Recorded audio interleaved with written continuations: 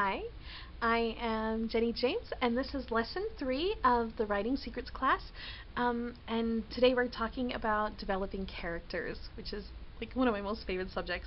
So first off, I want to just tell you, kind of warn you, I am videotaping all of these from a really bad laptop camera. Please don't judge my videos by the laptop camera, even though I kind of look green. And really, in real life, I'm like super ultra white. I don't know if you kind of see from my hand. I'm like ultra white, and my hair is like more red, and it's coming out like this crazy brown color in all these videos, but that's okay. I just want to let you know that I do have a real camera downstairs, but I have a lot of children, and so I don't want to be videotaping down there in the chaos, so I kind of take my little laptop wherever there's like peaceful quietness for a little bit, and then I quickly videotape for you guys. So moving on, just to let you know. Oh, also, this class is free. A lot of people are asking me how much this course costs. I know a lot of authors will charge around like $500 for one of these courses. No, I don't have a lot of money.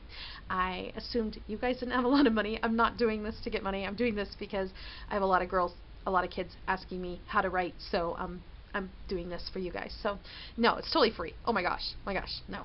Plus it's on a blog, so like I can't really charge anyway.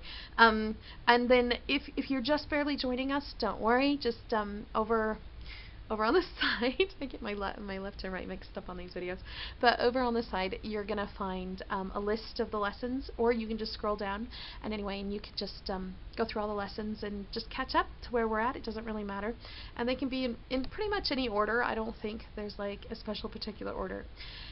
Anyway, okay, so moving on. So developing characters. I have a funny story. So this is from a friend of a friend, right? No, actually this is from a friend about her sister. And I've never met this sister, and I've never met this guy that's in this story, but it was such, you're gonna see. I mean, it's just one of those stories that I totally want to meet this guy now. And it's always stuck with me, and I've always found it kind of funny. Actually, a whole lot of funny. So anyway, so this guy totally likes this girl, my friend's sister, and he asks her out on a skiing date, which are not cheap. Oh my gosh, especially here in Utah, they are insanely expensive. So he asked her out on this skiing date. Now I have never been on skis. I'm sorry, too slick thingies. No, no, mountain, no. I can think of 10 other things I'd rather be doing. No, not skiing. So I can't really like even begin to tell you about this, but apparently when you go skiing, like you'll get like ice chunks stuck on your face, okay, because you're like wind and I don't know, and then you go back up the ski slopes and everything's kind of frozen anyway, so you don't really notice. Well, so like they had been skiing all day long, and people had been looking at her funny, but she didn't really pay attention to it. She didn't like think about it, and sorry. And so this guy was like, kept like, he was really shy. Well, he didn't want to hurt her feelings. You know, he's like a sweet guy, so he didn't know how to tell her, but finally, eventually, he's like, almost at the end of the date, he goes, hey, you have a little something right here? And she was like, oh, thanks. And she goes like this with her glove, you know, and she's like, what's that? And she takes off her, and she has to use her real hand, and she like pulls, and it's this huge booger that like, over time, like kept coming and freezing. This is nasty, the most nastiest huge booger. So, sorry. So she has to pull off this huge, ginormous thing, and she's like mortified. And this guy's like, I didn't know how to tell you. She's like, oh my gosh. Anyway, so it's like one of those embarrassing moments. Apparently I find boogers really funny. Anyway, so she pulls this huge thing up, and she's like, oh! Anyway, this guy, anyway, as a person listening to this story, I have always been, oh, I have to tell you, so he ends up, like, eventually asking her on another date, and then they get married. So, apparently, the booger didn't put him off too much. But as a person listening to this story, I've often thought, what an amazing guy that guy was. Like, I think of him as a character, and how much more complex. I mean, if you take away, you know, what happened and the funniness of what happened, and you get really into this guy, and I'm gonna just keep moving my hands until I fly, apparently. I don't know, I have like really anyway, so you get this amazing guy who not only apparently doesn't care that she's had massive chunks of booger like growing on her face the whole day, and you know, like seriously, you know, it had to bug him, because when you look at somebody, you're like, when they have like a booger or anything on their face, it's all you can see is that. So whatever she's telling him the whole entire day, whatever she's saying, like, oh my gosh, that run was so amazing, I've got to do it again, and did you see it? That he's just saying booger, booger, booger, booger. I mean, you can't hear anything else. I mean, that's it. Booger, booger, booger. And so, you know, the guy's like, and he can't like think, and he's like, how do I tell her, how do I tell her, how do I tell her? So anyway, he's obviously not a guy into himself. Because a guy who was into himself would be so mortified.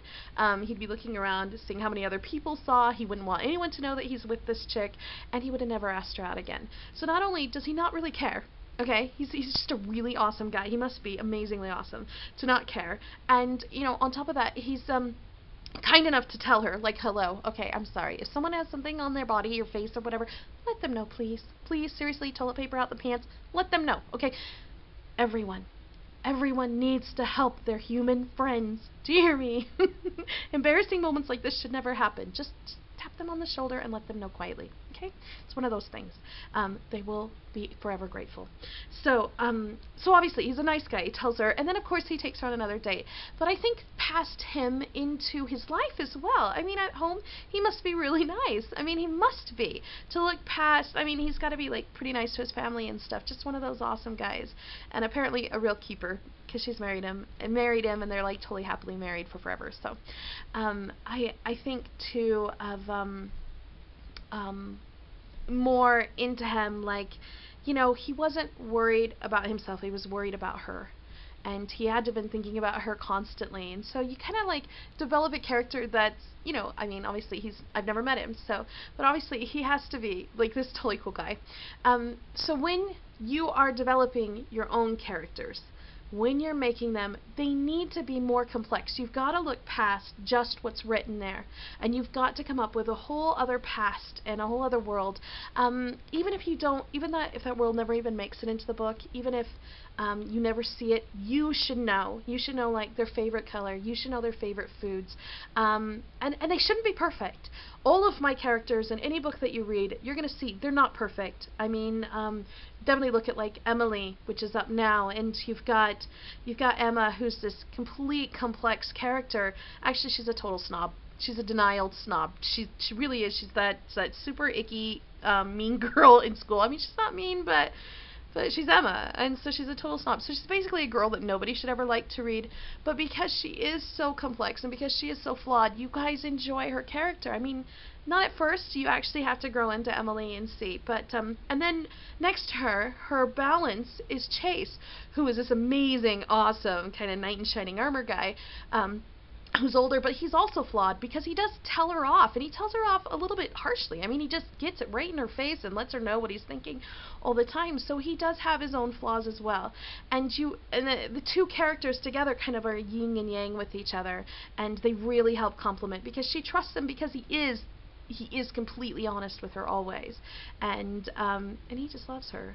He just loves her. He sees past all of this fakeness that creates Emily, and he sees the real girl, and he's always loved her. And so it makes a really complex relationship. And I also have a saying that I want to say really quickly. If you're not in love with the bad guy, if you're not intrigued by the bad guy and kind of get excited when it's his part or her part is coming on, then they're not real enough.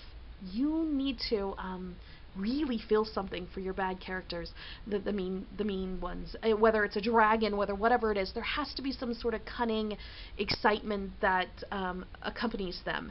And like my bad boys, I'm always in love with the bad boys. It's just as I'm writing them, I'm like, but it needs to be, especially like in a love story, they need to be so complex and have that little bits of goodness and that little bit of sparks that kind of keeps you guessing whether she's going to go for him or not, or if she's actually going to go for the real guy that she should be. That bad boy needs to have just that bit of charm to win you over too. And if you are not in love with your bad boy, you're not writing him. I mean, he's not real enough. So remember that.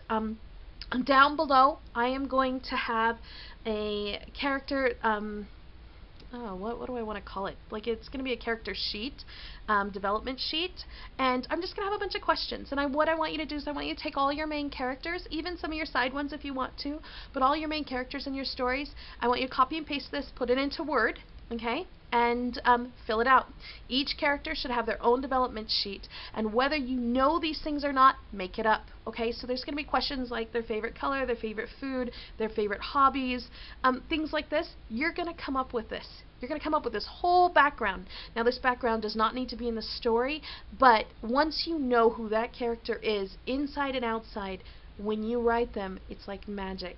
Once you write them and put them on the paper, you know where they've come from. You know what's already happened in their life, and you know what they like and enjoy. And so we don't need to, as a reader, see it, but we know that you know them. We know that they're real at that point. They're no longer kind of that one-dimensional character, that two-dimensional character. They're like actually real, and you can feel them. Also, I have a surprise for you. Down below, we have a guest author, a really, really awesome author. Patty Larson has graciously come, and she's going to teach a class as well. And so today, this Saturday, you guys get a double feature. So you get 2 lessons from 2 authors, and I'm going to try and come up with a few other authors for you guys, so that way, even if you can't do both lessons on one day, you've got the whole week to stretch them out. And she's got an amazing lesson on sensory, which is your senses, your eyes, your sight, smell, sound. So it's really going to be great. And I hope you guys enjoy her lesson as well. For your home fun assignment, I'm just going to keep mine pretty easy, because I know you're going to be answering her. She's got a home fun assignment for you guys as well. So I'll keep mine pretty easy. All I ask you to do is to develop your characters for me. Do that, and in the comments section, just say which surprising thing you learned about one of your characters. You don't have to make anything big in the comments, because you're going to be commenting for Patty. But anyway, I'm grateful that you decided to join me today, and I hope you enjoyed the funny booger lesson. Booger. No. It was really fun to talk to you, and I will see you guys next week. Bye!